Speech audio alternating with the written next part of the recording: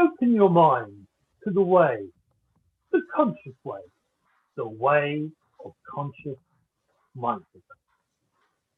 With me, Sifu Boggie. Sifu means guide, means somebody who points you along the way, who guides you on your path. Boggie means the balancer between the chaos and the calmness, which is my martial art name, my spiritual name, and my healing name.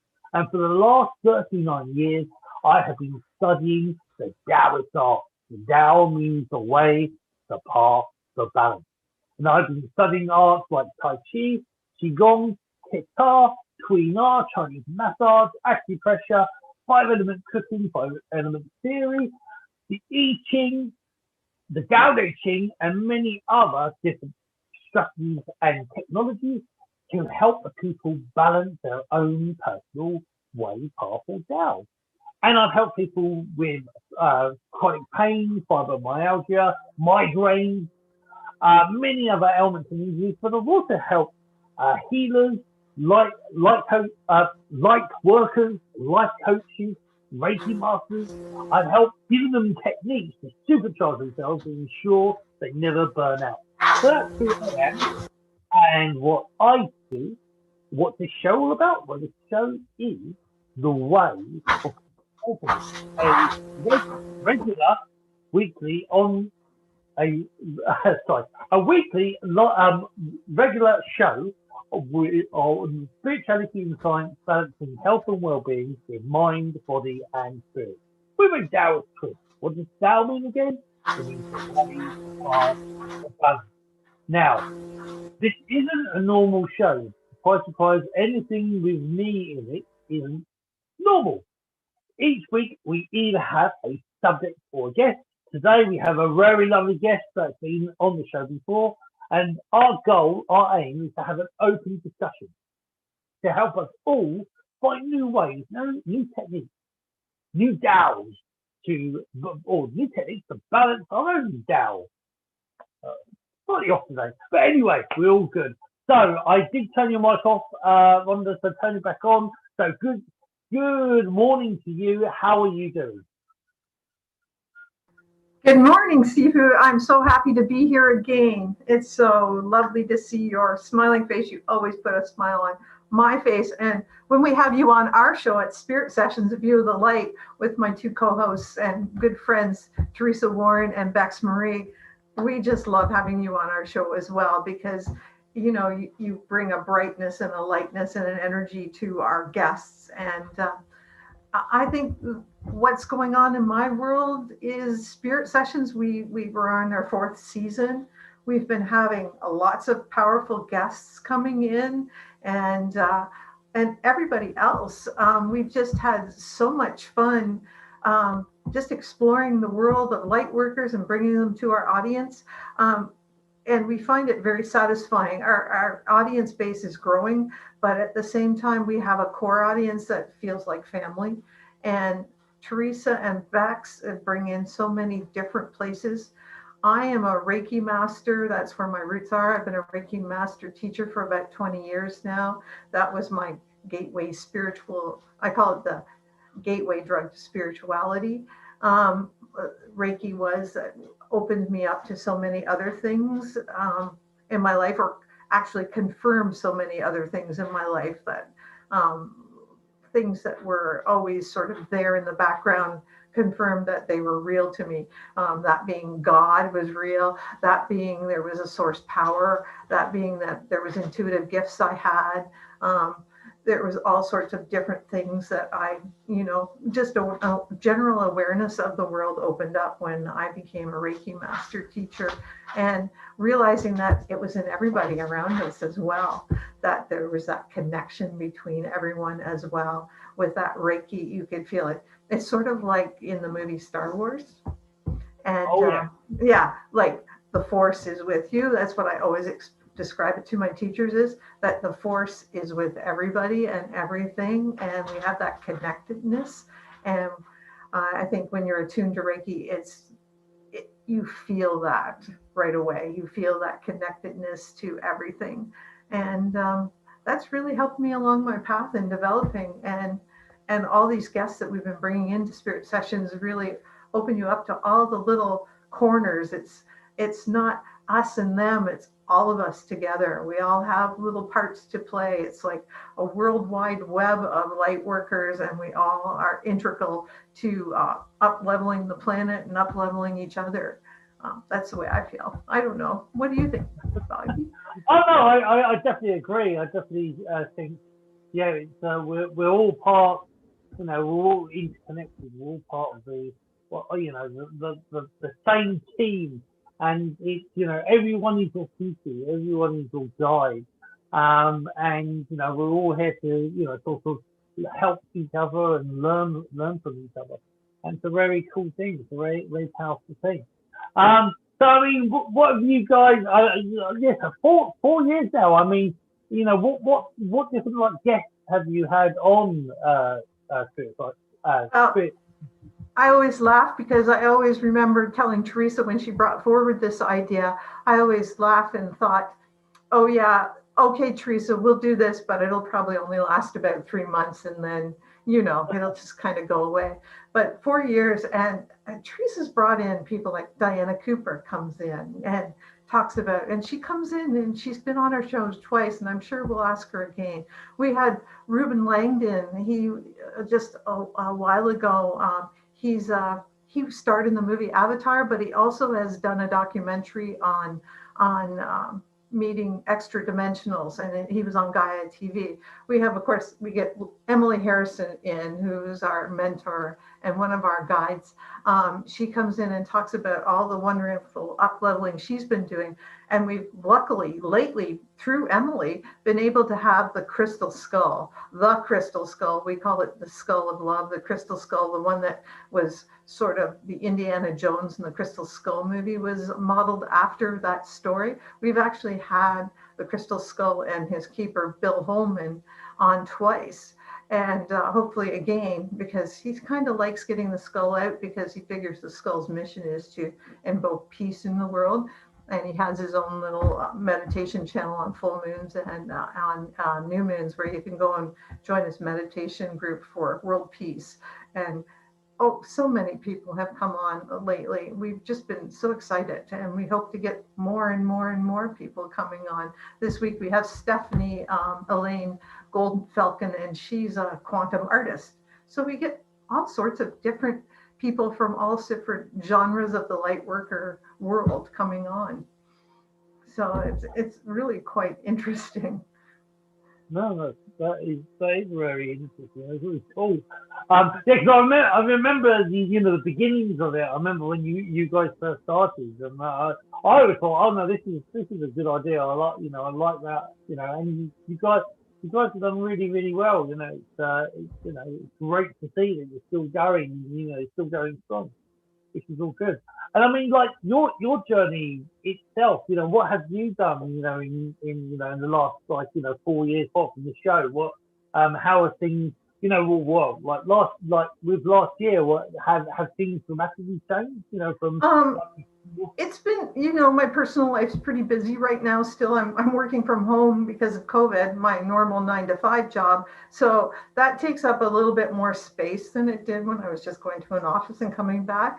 But at the same time, I've sort of expanded, and I have more people around the world that I actually engage with through Zoom. And I've learned that I can actually attune people through the internet, through Reiki, because what I've learned, and something that I explored last year when I got to go to Mount Shasta with Emily Harrison, was going into Akashic Records of my clients and actually performing Reiki healing on them from that space of their records, sort of at a soul to soul level, which some of my clients that I've done both physical healing, like in the present, them being present, and then doing it over the like a Zoom or messenger type of healing, that they can really feel it's almost closer than actually being there present with them in the physical body, sort of a soul to soul level almost. And it's really kind of up leveled my practice and my healing skills at the same time. So I found that that's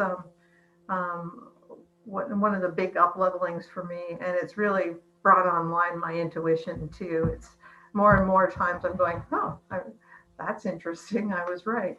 Or I find that even using my oracle cards as a tool now, like you can't make this stuff up. And I've been working with angels and everything else at the same time, and just things that weren't in my field of vision when I started this show have come on more and more online. I guess you would have been expanded that way too from your guests, them bringing in new modalities and things.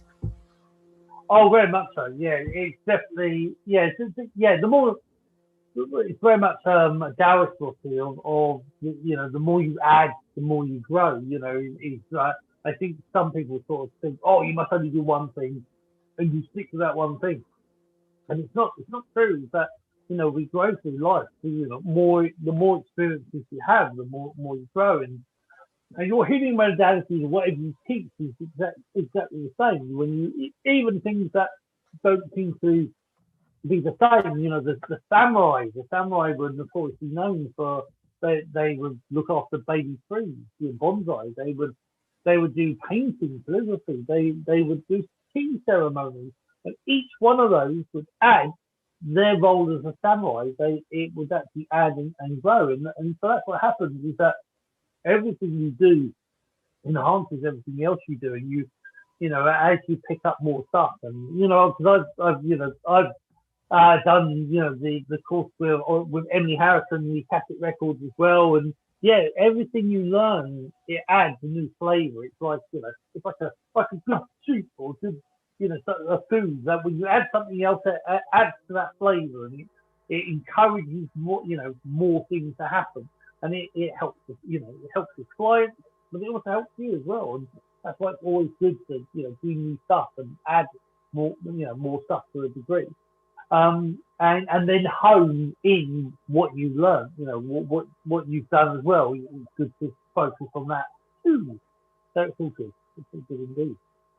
Yeah, and some of the things are like circle around back to you. Like since I was a child, I was always interested in rocks and minerals, and I had a big rock collection when I was a kid. And then I realized, oh, I've always been drawn to crystals. And then 20 years ago, before crystals were cool and oils were cool, back in the day, I took a crystal energy healing course just because I just love stones. I love crystals. And I'm taking another one now, a certified one, as a crystal energy guide, because I thought, it's time, new information, but I have this house full of rocks, and so I might as well use them, right?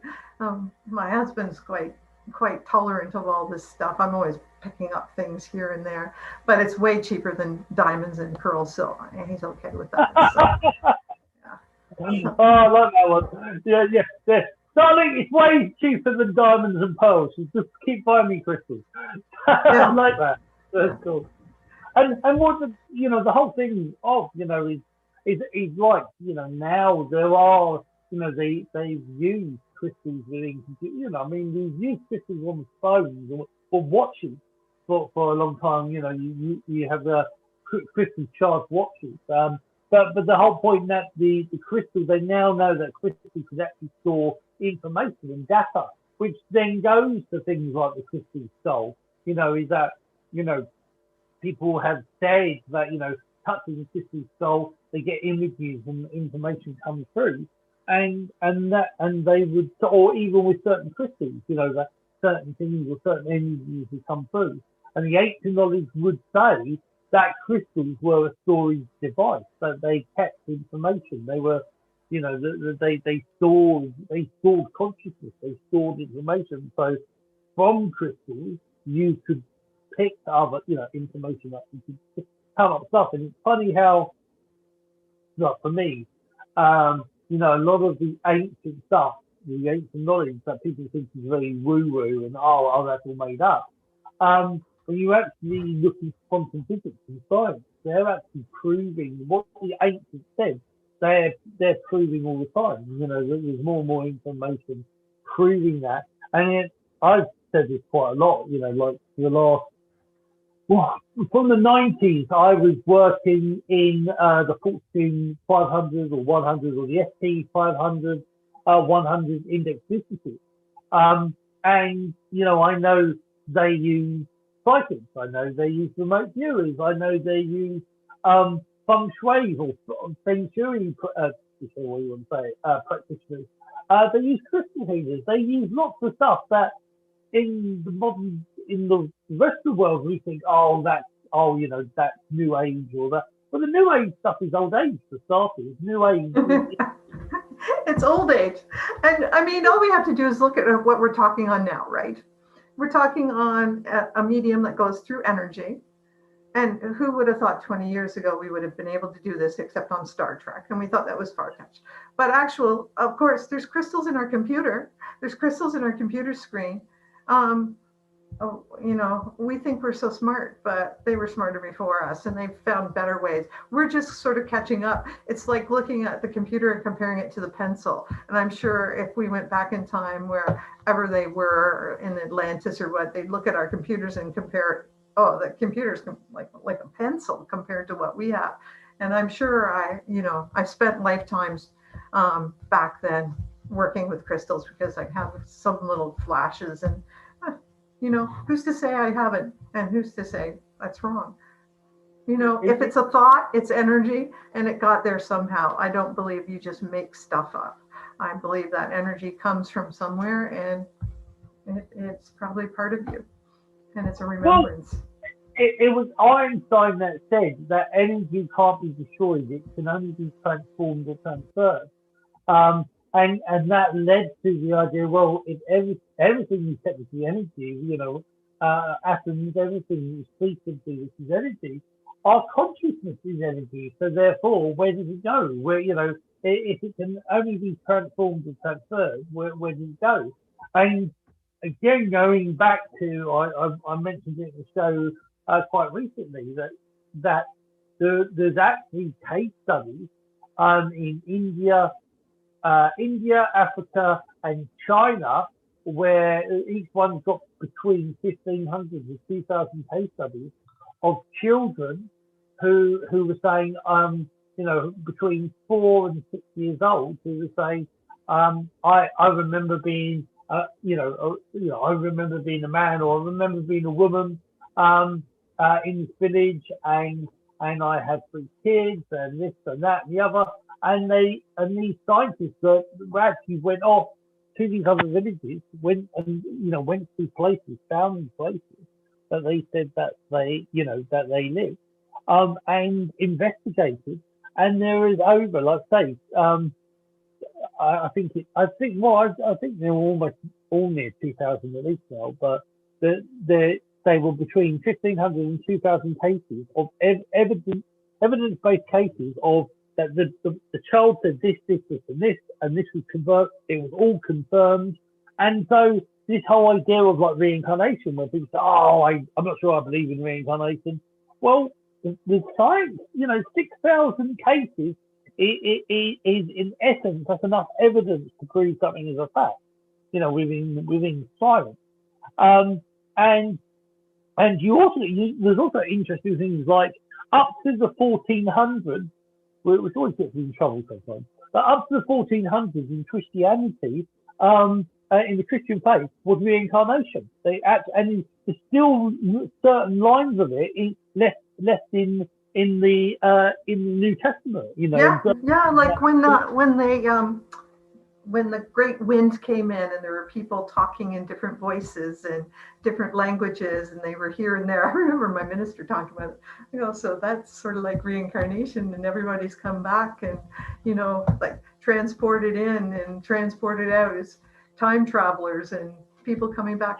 I mean, at the end of the day, there's some point in your life, maybe it's my point in life, I don't care what other people think, what I think is true or not, and I look, how is it going to affect my life? How is it affecting my life going forward? How is it affecting those around me? This knowledge that I bring forward. I think mainly what it has affected my personal way is I come from try to come from this place of non-judgment of other people, and if they believe that, if they're not hurting anybody, they're not hurting anybody else, or they're not causing harm, like let them be. And there's so much in the world that's so divisive. We have to be left or right. We have to be vaccinated or not vaccinated. We have to believe this or not believe that. If we're not doing any harm to anyone else, then we need to just let it go and just come from that point. If you believe in unicorns and I don't, it's not hurting me that I don't believe in unicorns. It's not hurting me that you do. So let's just leave it at that and go on. And when they come to visit you in your garden, you'll believe or you won't. And that's the thing. Well, there's actually an interesting thing on that. The whole thing in quantum physics that states that the goes back to the Slick experiment back in the 1900s, where they found that you had certain scientists that believed certain things were going to happen, and they all did the experiment, that they all did the experiment, and they came back and said, "Look, I was right. This is going to happen." And then when they all looked, they all had different answers. So, well, that doesn't make sense. So they all went off and did each other's experiment, still thinking that they were right. And then they come back and say, "No, I was right. Your experiment did work, but it worked when I did this." And they found that the observer fixed the experiment. Well, we're the observer, and this is the experiment. So there is this interesting thing where in actual fact, people can say, "Oh, I don't believe in this," and technically they're right for them. It can. How can something be both right and wrong at the same time? But this universe seems to be that way. That we are the observers of this reality, and there's even to the point where they keep trying to find the end of the universe. But every time they look at a certain point in space, they find more stuff. They find more galaxies, and to the point where the whole thing of the field, which is this idea of everything is interconnected, is that we are interconnected to the observer or consciousness. And wherever we look at stuff, we will find something. And again, so if people don't want to believe in it, that's their choice. But they'll find evidence why they don't believe in it. If somebody believes in it, they'll find evidence why they believe in it. I always say, like looking on Facebook. Yeah. Exactly. Yeah. Those wonderful fact checkers, they know everything. Absolutely. Cheers to the fact checkers. I just love how humans have to put everything in a container in a box, and they're always trying to find the end of the universe. It used to drive me nuts as a kid trying to figure out the universe. I used to lay in bed and say, "Okay, well, we're here, but what's there? If we're all like out, so what holds the universe?" It used to drive me nuts, and then I just stopped thinking about it because I'm never going to be able to perceive that. That's beyond my little human brain here. To be even able to perceive infinity is beyond our brain. So I've just given up on that thought because it's easier not to. I do bird watching instead because that's a way of being very centered and very calm. It's kind of my meditation. So going out, a lot of people go out in the forest and they don't even notice there's birds. There's so much in their head. Mm-hmm. So when you start going out in the forest and just seeing and listening and observing, like you said, you start coming back into your body. I think you start getting grounded and you start realizing like all your senses become online. So that's one of my ways of not going nuts in the world. So I just go out and listen, and I listen really hard. And I think that's also developed some of my psychic skills, you would say, because you start listening on a different wavelength than some people. Oh yeah. Well, the whole thing of the more you observe, when you start looking on the outside and observing, allowing yourself to observe more and expand more, then you'll see more. That's the whole point. Your awareness expands and grows. But a lot of people tend to focus very narrow and on the inside, or focus on one thing over and over again. and that keeps you in a loop, and that keeps you restricted. But when you allow yourself to let go, and you allow yourself to, just to look out there and observe what's there, rather than judge it, to actually just observe it, you will always start to see more and more and more, because that's the goal, is when you let go of your beliefs, let go of the restrictions, or saying, oh, limited beliefs, and saying things that can only be this and only be that. And when you just allow things to be and observe that process, things expand, things grow, and you get to see more and more. And yeah, well, when you pay attention, when you're looking out and just listening and just looking at the world, you'll see more stuff. You'll notice more stuff, and you start to observe more stuff. So yeah, bird watching or nature watching is a very good thing, And yeah, it can even increase your psychic abilities, because everything's interconnected. So when you look at one thing, when you do one thing, it actually affects everything else. Yeah, I think it's very important for everyone to get out in nature every day, because if you've noticed, in our world, we used to watch a big screen on a TV in the family room. Now we watch on our little individual screens, so we're becoming disconnected from the real world and focusing our attention on this kind of made up world that we've got in our hand, or on our computer screen. So our screens have gotten smaller, our focus has gotten smaller, and we're eventually just blocking out the outside world. And I wonder if that's intentional by the powers that be, that we're not supposed to notice what's going on. And so to further, they put us in our houses and locked us down. I mean, I never could understand why. I've been lucky here in Canada, because I can go out anywhere on my property, and I have a beautiful 250-acre farm with a forest. So I've never really been locked down. So I've never lost my connection to the outside. And, I think it's my job as an observer to keep watching everything that's going on in the skies and what's going on, to make sure things aren't being hidden from us that we should see. So it's just like, I've been lucky to be able to keep in touch with nature here. And I think everyone should take that time, even if they are locked in their apartments, or get outside where they can, and get out and just look around them and just reconnect with Mother Nature, because she's the one who actually has your back in all this, in this world. She's the one who can keep you connected and to the real world, and not this virtual world that we are connected with, which has got wonderful points, but it also has those negative points, that you can scroll for TikTok on an hour, and there it goes an hour, and you haven't really learned anything or done anything, and it's 2-minute shorts that's just like flash, flash. All it's done is really shorten your attention span. But saying that, I'm on TikTok too. But anyways. But I put nature scapes on with beautiful music. That's all I can say, is I thought, okay, I'm going to bring this there. But yeah, that's my job.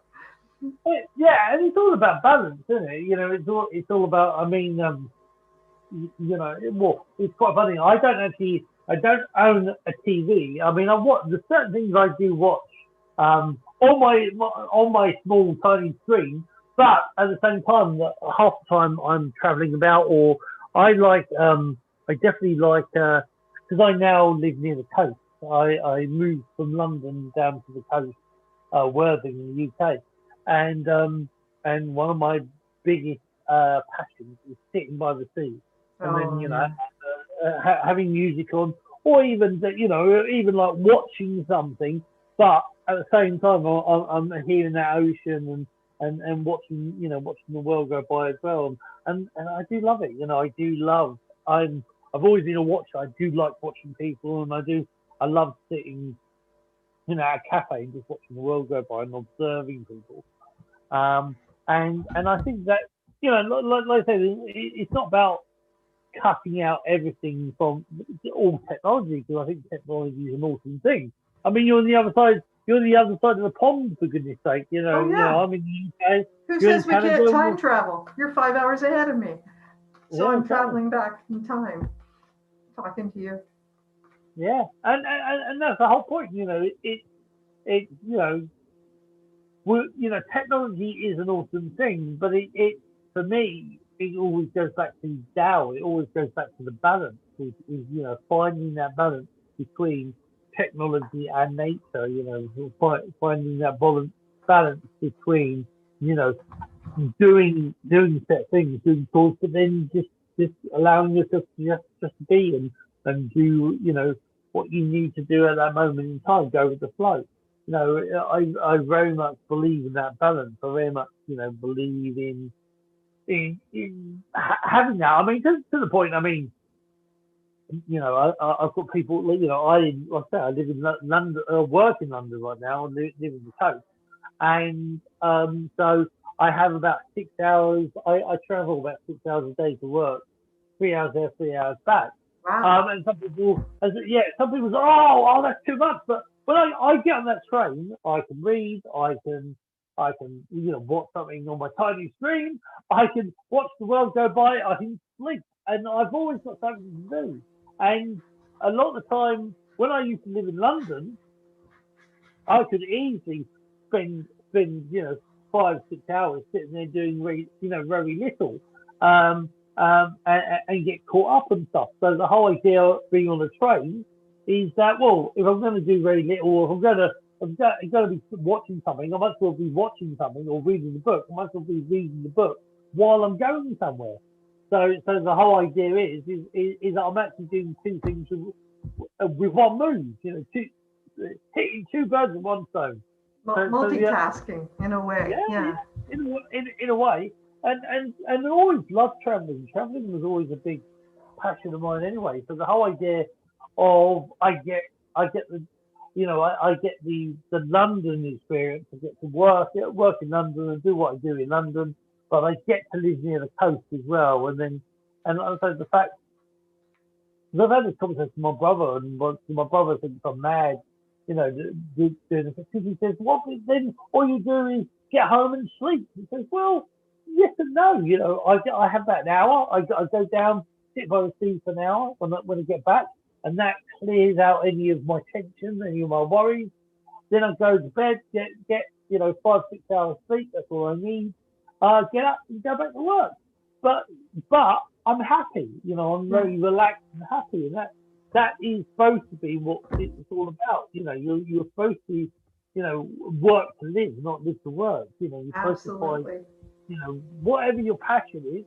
Your goal is to make your passion your job, and make your passion. And I'm not quite there yet, but I'm definitely on that way. And moving down here has definitely been one of the highlights, of this year for sure. And it's one of the things that definitely means for me things to move forward.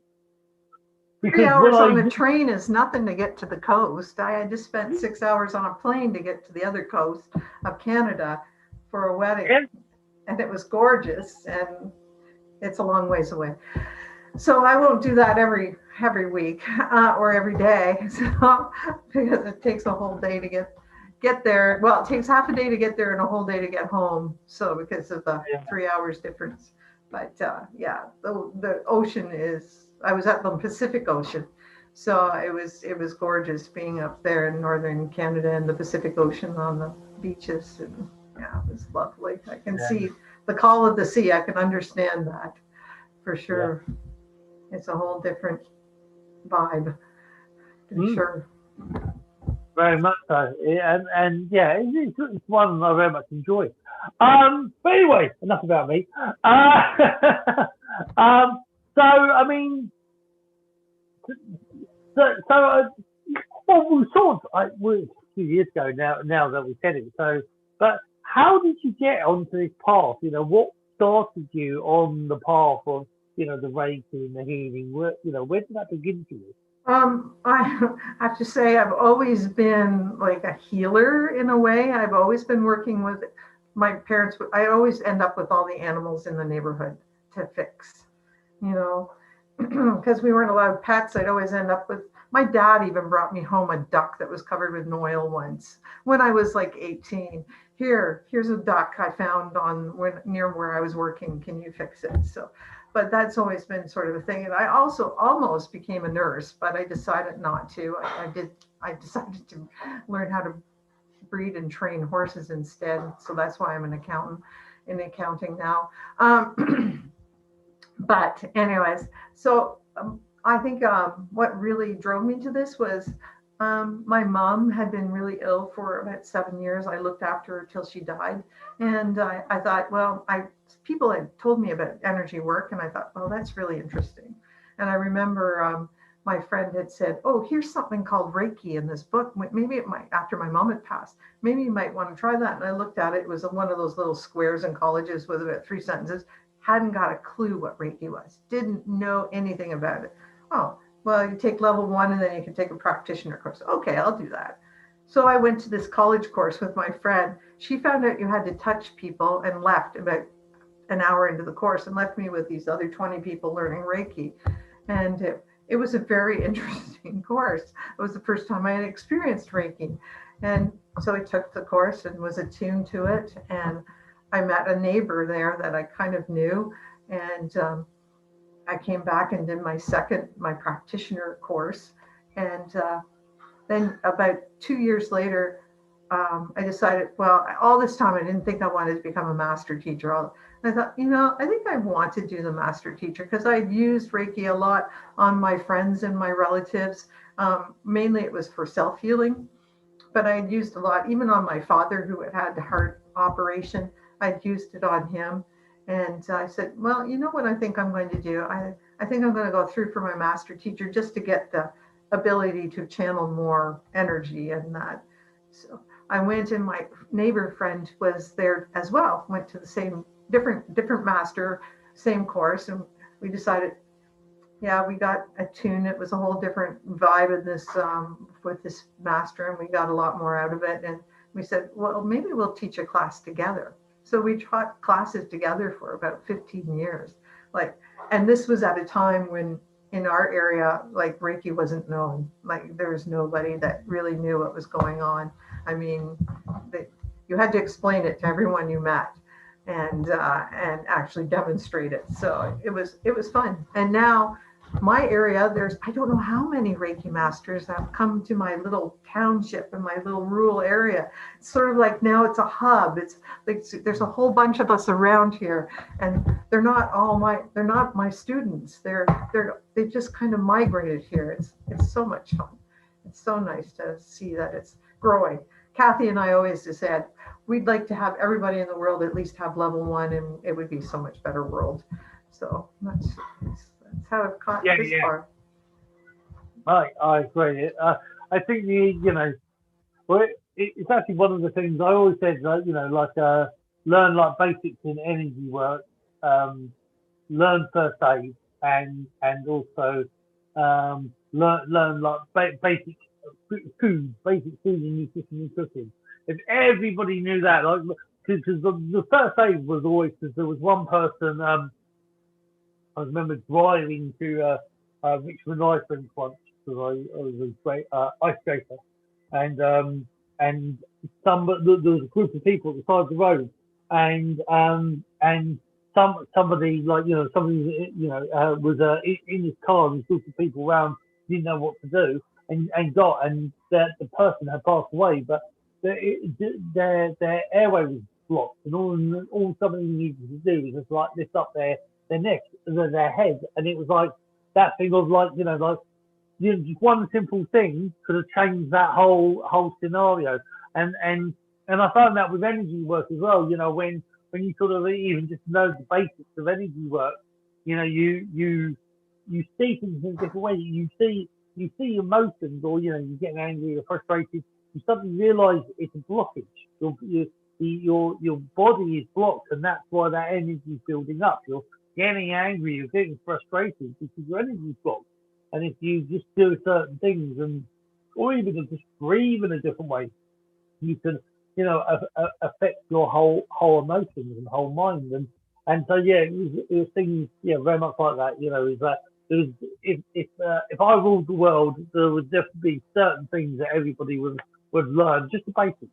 You don't have to be unmastered. It's just learn the basics, because they would really change the perception of people and and a lot of things, and that would that would definitely help the world for sure. If people just understood things, understood energy and understood things in a certain way.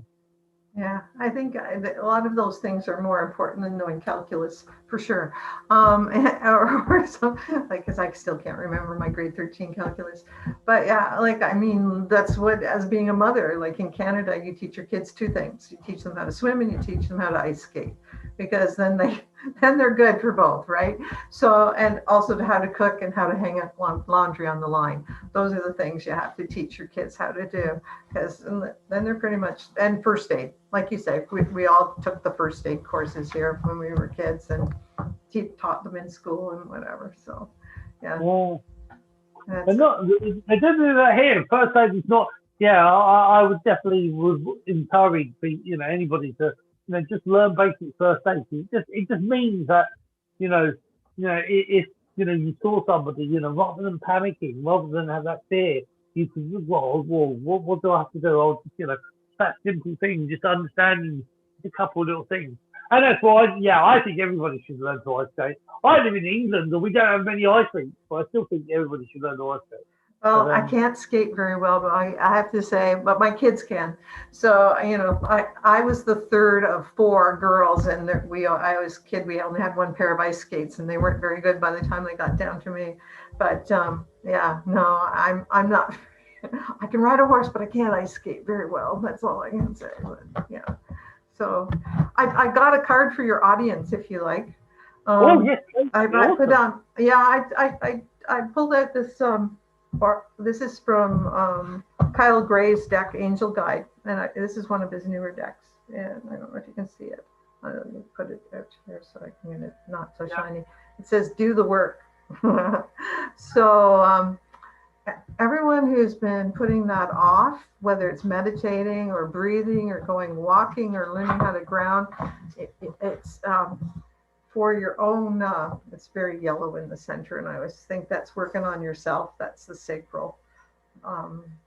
That's the solar plexus chakra, that yellow, that little central sun that's in the middle of ourselves.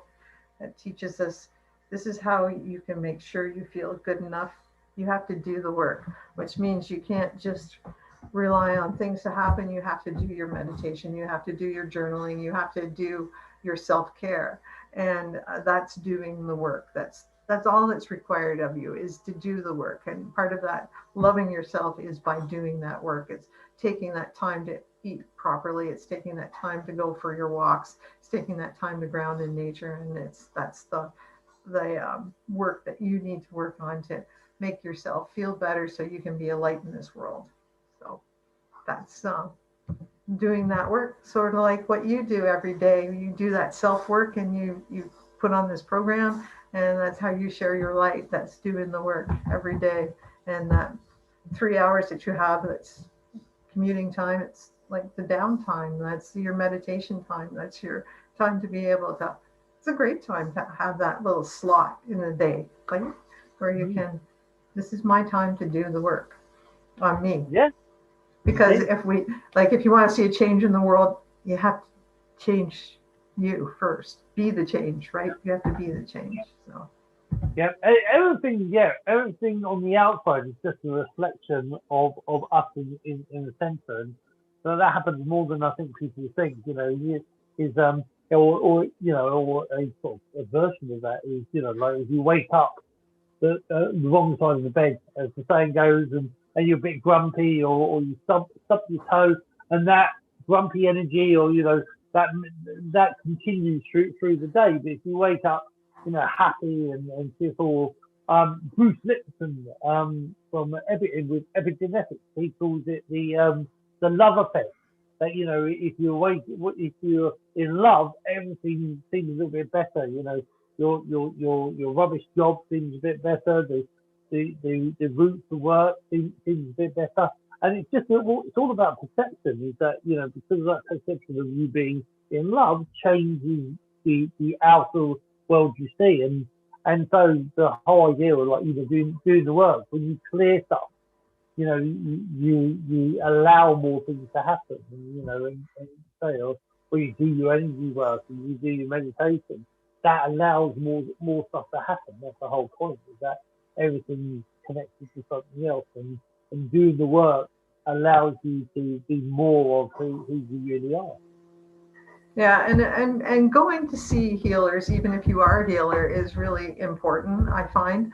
I mean, I go to healers to have them work on me. It's like you can't tickle yourself sometimes. So it's always nice to go and get a massage. Well, I can get myself a massage, but it's not the same as going to my massage therapist. And I have people that are Reiki masters that come to me for Reiki just because it works better because they're a Reiki master, I have to say, because the energy flows better. It's deeper, it's different, but it's a different story, and it's part of their self-care, and that helps them, just charge themselves up faster and be a light where they need to shine. So I'm doing the work on yourself. So yeah, sort of like what you do. You probably go to healers as well, I would imagine. I do. I do. A friend of mine, the mighty Fred Bleach, he's my back guy, and there's somebody else I go to for energy work as well. He clicks my back and massage as well, and then I've got an energy guy that I go to, and that's the whole point. As a healer, you need it yourself. You need to work on yourself and help yourself, because otherwise, because that whole thing of if your cup runs empty, then you can't help others. You need to have yourself still maintained and yourself still flowing, and then that can help other people. That's the whole point. Yeah, it's not to be a martyr for the world. That's not it. No, you go first. No, you go first. No, go first. Get yourself healed, and then you'll be, like you said, so much more useful to everyone else. If you ran 24 hours a day without sleep, you'd be worthless in a day or two. So, and you wouldn't get nearly as much accomplished. So, sleep, eat properly, get your healing work done, go out in nature. If you can do all those in a day, then you're probably off to the races. Oh, and drink water, which is, it's important to keep the energy flowing, right? So. Yeah, replenish. You always have to replenish yourself. If you don't replenish yourself, you can't replenish anybody else. You can't help anybody else because you don't help yourself first. That's very, very important key, very important information to know that it works. You've got to work on you, and by allowing or getting you sorted, then you can help other people. That is a very important factor, very important point. That's so cool. No. So I see you have a green screen behind. Where are you today? Are you at home on the beach now? Yeah, no, I'm not on the beach today. It's peeing down with rain out there. So I'm in my little studio, but there's stuff in the background. So I'll put the green screen on. It says looking at a white wall and boxes in the background. So it's all good. But yes, I quite like.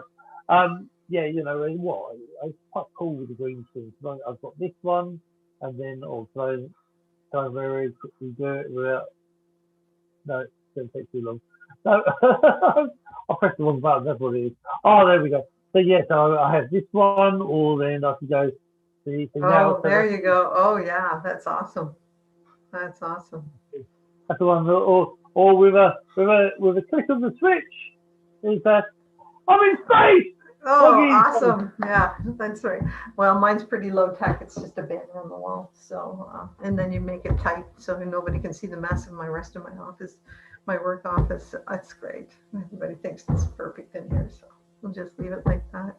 So, no, it's been great talking to you. And I just want to let you know that every Sunday, I'll tell you where we're on. So, because I think most people, if you can watch us anytime on your YouTube channel, like we've got a YouTube channel, we stream live to it, but all our seasons of the last 4 years are on there. It's on Spirit Sessions, A View of the Light. If you check us out, We have all 4 seasons on there. You can go, and usually our guests bring some kind of meditation or some kind of healing modality, sort of give a taste of what they do. Most of our guests do that. And so there's all sorts of different things depending on who you want to talk to. I mean, we've had podcasters on us, famous podcasters. We've had all sorts of different people, like I said, like Diana Cooper. We've had Aurora Luna. We've had so many people. We have lists of people, and we go back to. We've had Sifu Boggie on, and he's done some things with us and teaching us qigong. And I said when I went on that Mount Shasta retreat with Emily Harrison last year, I think she's doing another one this year for Lionsgate, and I wish I could go, but it's too hard to get down to States right now from Canada. I was lucky to go across Canada because that was easy, but going to the States and back's quite a bit of a rigmarole still. So I'm just not going to do that this year. I'm just staying at home. But I mean, so many of the women I met on that retreat were so powerful, and we've had them all on our show with all their healing modalities, and they were all up leveled at Mount Shasta because we had quite a few interesting experiences on Mount Shasta, I have to say. You know, from hearing maybe the Sasquatch, I have to say, 2 of us heard something that sounded an awful lot like the Sasquatch, but and we always felt that like somebody was watching us, but in a good way. But we were kind of like, when we were up 7,000 feet, when we were doing, I think we were doing qigong up there. So even at 7,000 feet, when you're a sea level person, it's pretty hard. But we were doing some easy qigong, just sort of, you know, breathing, because you needed that help. But we saw space friends when we were outside doing some CE5. We had a definite, all 14 of us saw the big flash in the sky when we asked for it. And, you know, we had some experiences like that. And it's just, Mount Shasta by itself is just kind of a different presence altogether. The energy is so different, and just having that many light workers together, and you're kind of, it's in a totally safe place to be as weird as you want to let your freak fly. So it's okay. You know what I mean? It's like, it doesn't matter because everybody's the same, and everybody can let their guard down. You don't have to be any way. So I would suggest trying that someday, just being out with a whole bunch of like-minded people. Someday I'll be able to meet Teresa and Bex. I'm not sure when in person, but we still haven't met in person yet. We're quite, you know, thousands of miles apart, but through technology, we connect. So. Yeah, I know that. Yeah, I have that with a few people myself. That, you know, I've known them for years.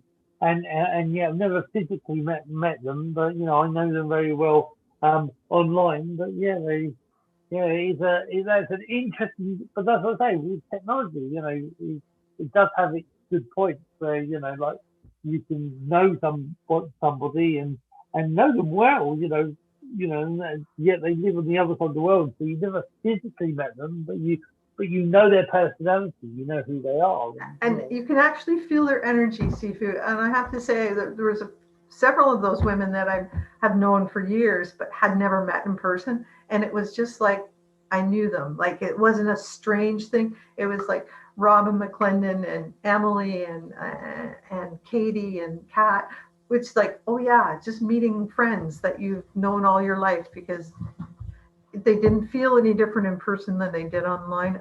You know what I mean? They just were them. They're absolutely the same person, and it was so nice to see that. So yeah, it's looking forward to seeing you over here sometime in Canada. I know you will be coming sometime. Oh yeah, you know, it's definitely a goal. It's definitely a goal of mine. Is I've got to go somewhere that's got loads of ice rinks, so it's definitely a goal. Oh well, come here, because we have loads of ice rinks from September till April. They're all in. Yeah. So yeah, I'll get my son down to come and show you some moves. He's 6'3", but I still think he can do some of the moves that you were showing off on your show. Yeah. Yeah, it's been a while since I've skated regularly, but yeah, I still know a trick or two. Yeah. I still love skating. Yeah. Well, it's been a great show. Thank you Thank, so much. thank you. Um, and just remind us one more time, where can we, if we wanted to get hold of you, how can we get hold of you, and what other stuff do you do? So, Okay, Rhonda Elliott. You can find me at Cerulean. That's the color Cerulean Blue Forest Reiki, or you can look me up on Rhonda Elliott on Facebook. You'll be able to find me through Spirit Sessions, A View of the Light. That's an easy way to find me and track me down that way. And we're on every Sunday at 12 p.m. Eastern, 5 p.m. UK time, 9 a.m. Pacific. So you can find us there and on our replays on YouTube. So all our information is in every video, so you can find myself or my hosts there as well. There. So yeah, track us down. I love to hear from people. Do it all over the world, and I'm pretty good with time zones most of the time. it's so cool. So thank you so much, guys. I hope you enjoyed this. If you're listening to this for the first time, depending where you are, you can find me on Instagram under Sifu.Boggie. You can find me on YouTube under Sifu Boggie. You can find me on Facebook when I'm not banned under either, well, my pages, I'm banned quite a bit, but my pages are normally okay. So my pages are The Way of Sifu Boggie and also The Way of Conscious Mindfulness.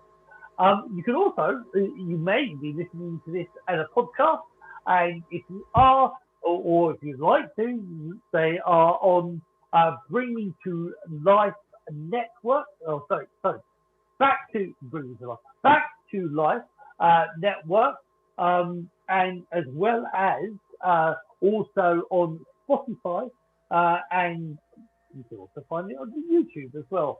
So that's the different ways you can find me. And then, so until next time, guys, take care. Rhonda doesn't go anywhere just yet, but everybody else, love, chi, and Shen. And remember, open your mind to the way, the conscious way, the way of conscious mindfulness.